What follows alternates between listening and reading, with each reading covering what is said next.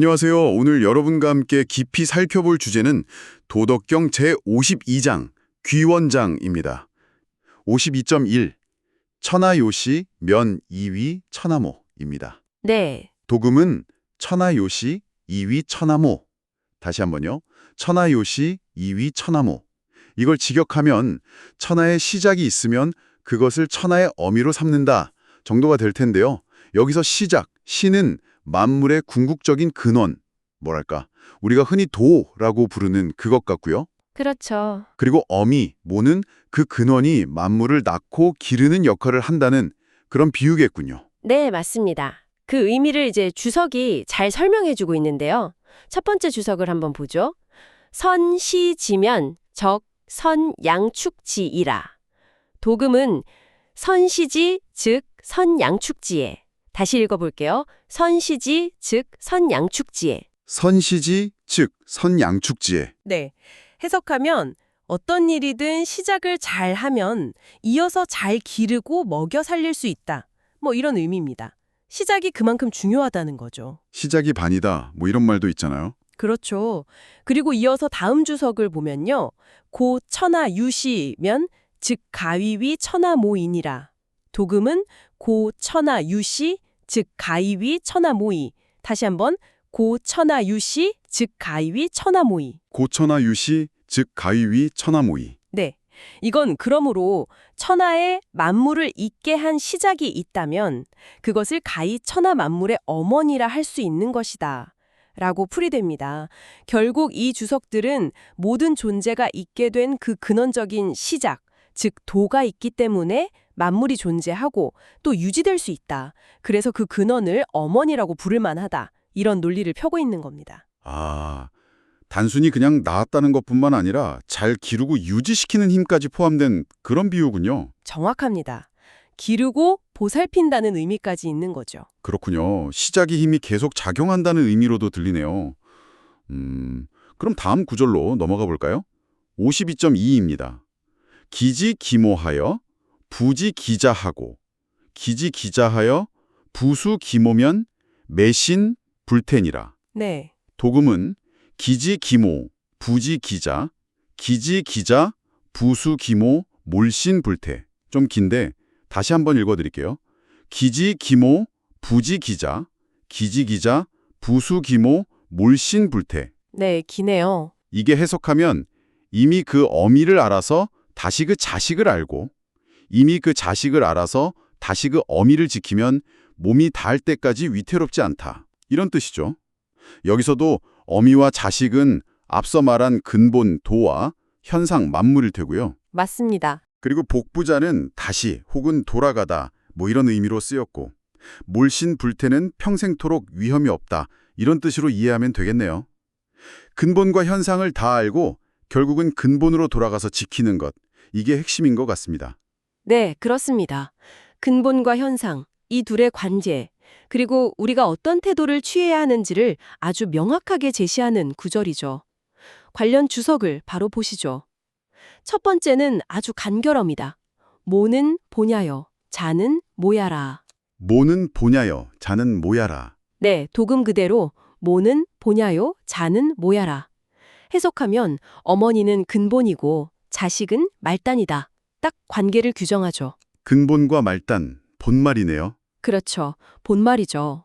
그리고 다음 주석이 그 의미를 조금 더 풀어줍니다. 득본이지 말, 불사보니 수말야니라. 도금은 득본이지 말, 불사보니 수말야. 다시 한번 득본이지 말, 불사보니 수말야. 득본이지 말, 불사보니 수말야. 네, 해석은 근본을 얻음으로써 혹은 알므로써 말단을 알아야지 근본을 버려두고 쉬어 말단만을 쫓아서는 죽, 안 된다는 뜻입니다. 아, 순서가 중요하군요. 네, 순서와 태도 모두 중요하죠. 먼저 근본 원리 본을 파악한 후에 개별 현상 못을 이해해야 하고 또 현상에만 너무 매몰돼서 근본을 잊으면 안 된다는 어찌 보면 경고이기도 하고요. 여러분의 삶이나 뭐 하시는 일에서도 마찬가지일 겁니다. 문제의 본질이나 핵심 가치를 먼저 파악하고 지키는 게 중요하지. 그냥 눈앞에 닥친 지엽적인 문제 해결에만 급급하다 보면 결국 길을 잃고 위태로워질 수 있다는 거죠. 근본을 버리고 말단을 좇지 말라. 불사본 충말. 이 말씀 정말 곱씹어 보게 되네요. 진짜 현실에서도 현상에만 집중하다 보면 왜 이걸 시작했는지, 뭐가 정말 중요한 건지를 놓치기 쉽잖아요. 맞습니다. 정말 그렇죠. 자, 그럼 이 근본을 지키는 것, 즉 수기모를 구체적으로 어떻게 실천해야 할까요? 다음 구절에서 힌트를 좀 얻을 수 있을 것 같은데요. 52.3입니다. 새끼 퇴하고 폐기문이면. 네. 도금은 새끼퇴 폐기문. 다시 한번 새끼퇴 폐기문. 그 퇴를 막고 그 문을 닫으면 이라고 해석되는데요. 여기서 색은 막는다는 뜻이고 그 변방 세자와는 다른 의미죠. 세용지마 할 때. 네네, 맞습니다. 여기서 퇴와 문이 도대체 뭘 의미하는지가 중요하겠네요. 맞아요. 그게 뭘까요? 주석에서는 이걸 뭐라고 설명하나요? 네, 주석이 아주 구체적으로 설명해 줍니다. 퇴는 시욕지 소유생이요. 문은 시욕지 소유 종야라. 도금은 퇴는 사욕지 소유생이요. 문은 사욕지 소유 종야라.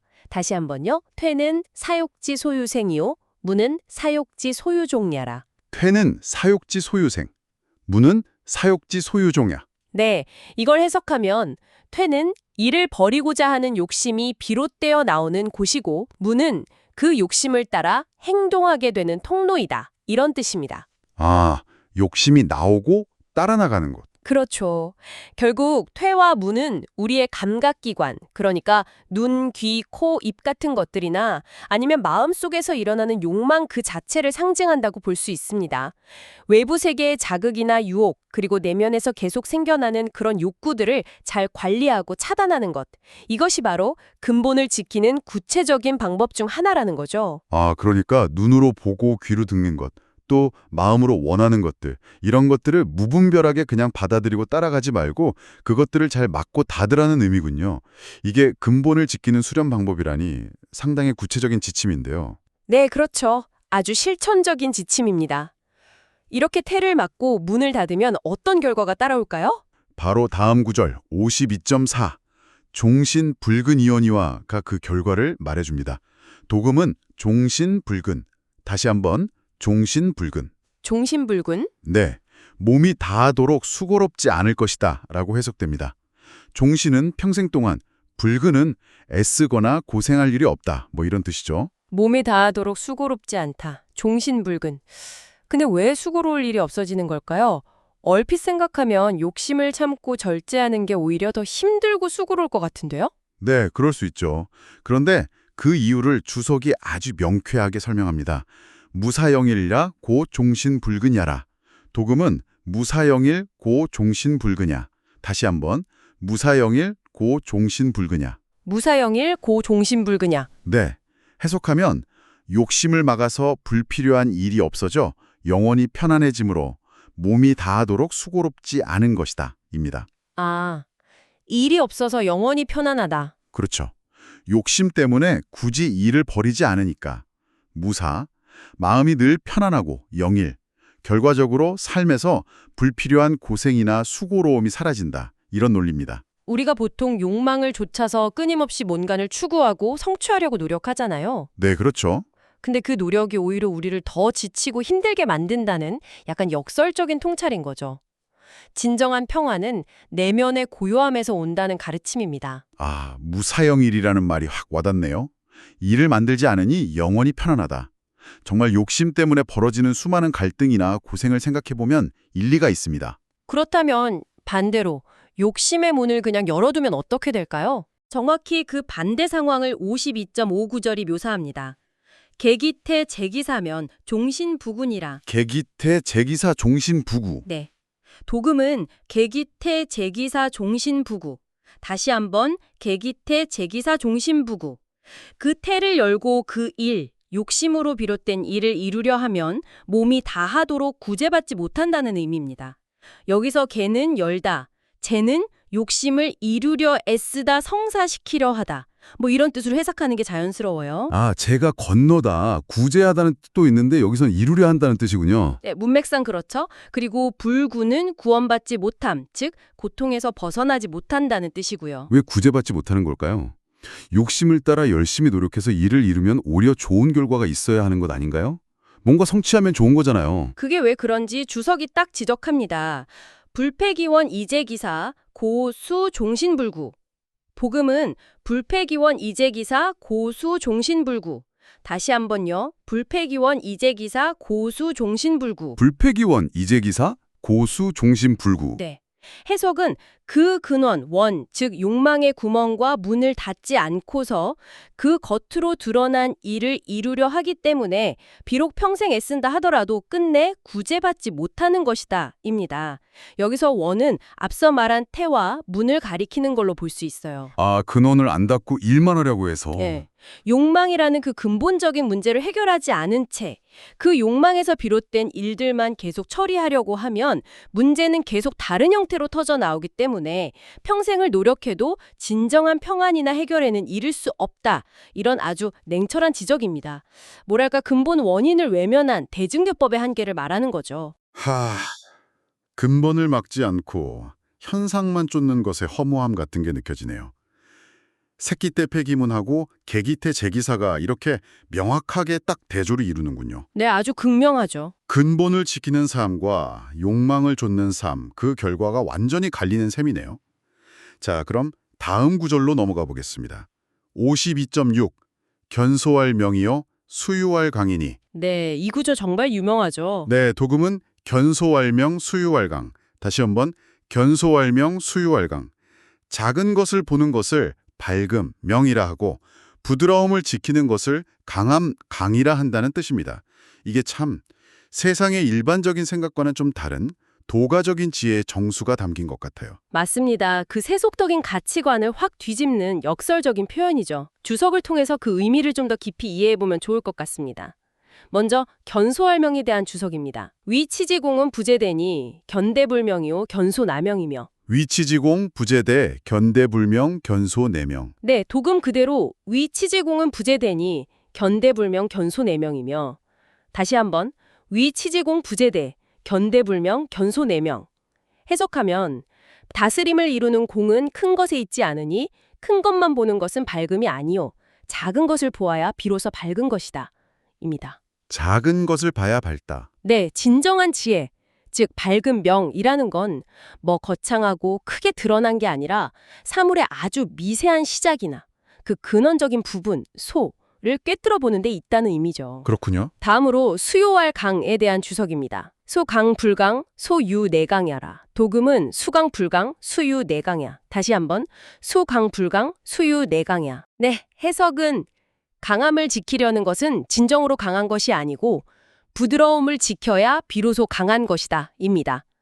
겉으로 강하고 굳센 것을 추구하는 게 진짜 강한 게 아니라 오히려 부드럽고 유연한 태도, 유를 잃지 않는 것이 내면의 진정한 강함, 갱이라는 뜻이죠.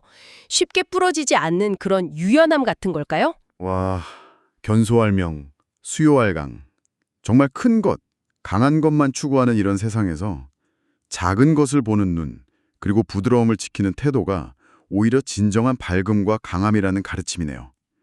문제의 본질을 꿰뚫었는 통찰력, 견소, 그것도 어떤 상황에서도 부러지지 않고 유연하게 대처하는 힘, 수요.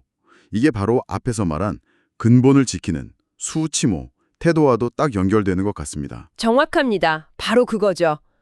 근본을 보려면 당연히 작고 미세한 것을 볼 수 있어야 하고 견소, 또 근본을 지키려면 외부의 압력이나 변화에 그냥 뻣뻣하게 맞서기보다는 부드럽게 적응하면서 그 본질을 유지하는 힘 수요가 필요하겠죠? 자, 이제 마지막 부분으로 가보겠습니다. 52.7부터 9까지 이어지는 구절입니다. 네, 마지막 부분이군요. 52.7-9 용기광 하여 부귀 기명이면 무의 신양이니 시위 십상이니라. 네, 도금은 용기광 부귀 기명 무유신왕 시위 습상. 다시 한번 용기광 부귀 기명 무유신왕 시위 습상.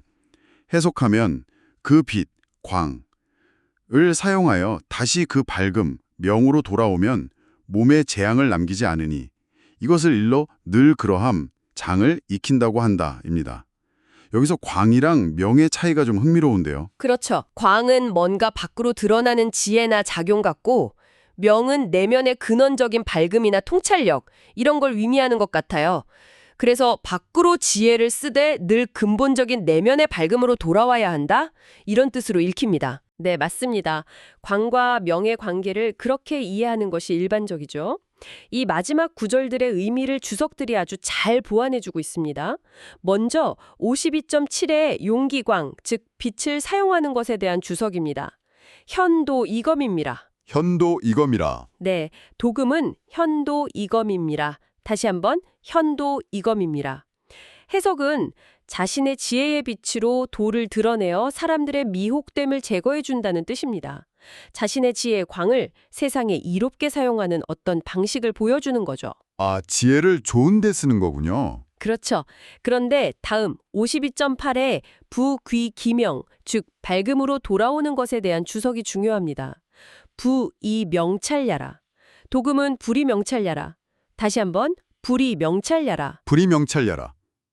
밝음으로써 살피지 않는다. 네, 해석하면 그러나 성인은 자신의 밝음으로써 세상이나 사람을 날카롭게 살피거나 판단하지 않는다는 의미입니다.